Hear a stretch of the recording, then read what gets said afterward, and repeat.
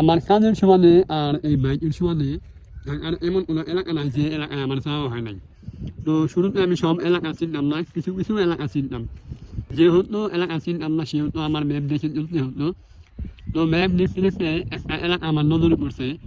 সে এলাকাটা হচ্ছে চারিদিক দিয়ে নদী, মাঝখানে দ্বীপের মতো। আমি একটু গুগল ম্যাপে দেখাই, তাহলে আপনারা জিনিসটা বুঝতে পারবেন।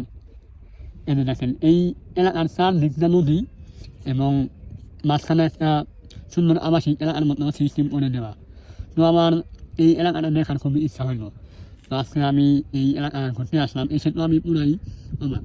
তো যেখানে এটা কিন্তু ঢাকার ভিতরে, আপনার এই পাশে হচ্ছে মোহাম্মদপুরের বসিলার অপোজিট পাশে। তো এটা কিন্তু পুরা ঢাকার একটা প্রপার এরিয়া। আমি প্রথমে ভাবছিলাম এইখানে মানুষ বসবাস করে, যেহেতু সুন্দর আবাসিক এলাকা। পরে দেখলাম যে না, এখানে কোনো মানুষ বসবাস করে না, এই প্রকল্প মাত্র শুরু হইল। তো দেখে ভালোই লাগলো, ঢাকার একদম ভেতরে একদম কাছে, মানে একবার প্রপার একটা গ্রামের ফিল পাওয়া যাবে এটা কখনো ভাবি নাই।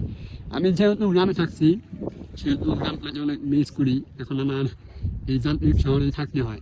আর আমি সামনে একটা নদী আছে, এই নদীর পাড়ে যাবো, পাড়ে গিয়ে আপনাদেরকে আমি ওই পাড়ে শহরটা দেখাই এইখান থেকে।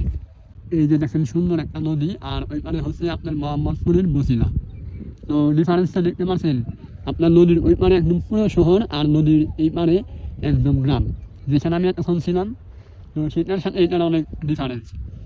তো ভাবছিলাম এই এলাকায় মানুষজন থাকে, বাট এখানে কোনো মানুষজন থাকে না। তো এই হচ্ছে এলাকার অবস্থা। ঢাকার ভিতরে এমন এমন এলাকা আছে, এমন এমন জায়গা আছে যেখানে গেলে সত্যি মন ভালো হয়ে যায় এবং পুরো একটা গ্রামের ফিল পাওয়া যায়।